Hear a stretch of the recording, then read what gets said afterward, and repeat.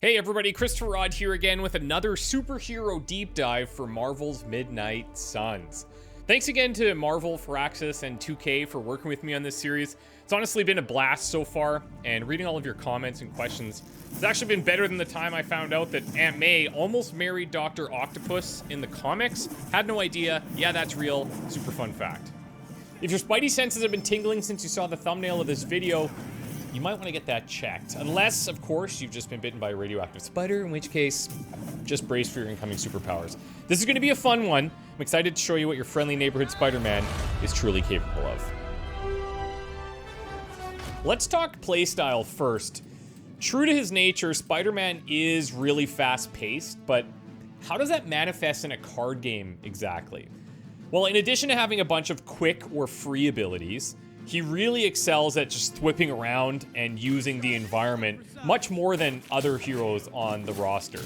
In addition to generally doing more environmental damage than the other heroes, he has some great tools to boost his ability to do a lot more with less.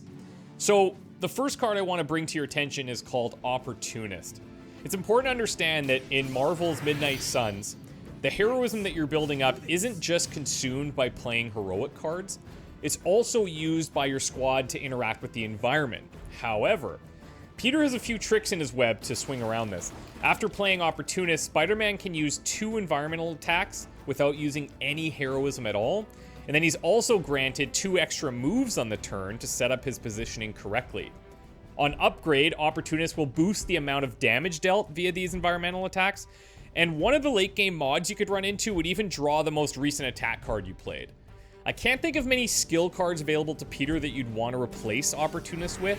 It's just that good, and I would consider it very core to almost all of his decks. Now, it should be no surprise that the Amazing Spider-Man also has an amazing passive ability. If you've been fortunate enough to spend quality time with Peter Parker, you can unlock his passive ability called Bring Down the House. Now, in true Firaxis fashion, you'll have a 15% chance for environment attacks to refund their heroism cost. That might not seem like much, but if you're using Spidey effectively, that's likely to trigger once or twice in any given combat scenario. More if you're lucky, less if you're not. His level 2 passive is a huge upgrade though. It's like going from a cobweb, which is still effective, albeit a bit dusty, to a brand spanking newly created web that's still being maintained by your best multi-legged buddy. Oh, thanks, Blade. Where did your shades go? Instead of just the 15% refund chance, it makes the first environment attack each encounter a guaranteed freebie. Now, you may have noticed by now that while Spider-Man is great with the environment, he might be lacking a little bit in the damage department.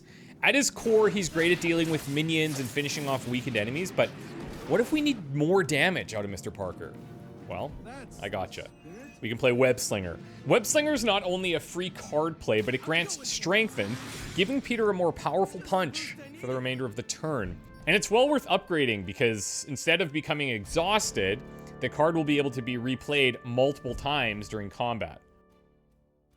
Now, one of Spider-Man's heroic cards, Web Throw, actually accomplishes quite a few things with only one card play. Not only are you going to get a forceful knockback, sending people twice as far and dealing twice the amount of impact damage as a regular knockback would, but you'll also be able to cast it in any direction regardless of where Spidey is standing. We're not done yet though, because enemies near the initial targeting point will also take damage, making this a pseudo AoE attack that's having an impact on multiple parts of the combat arena.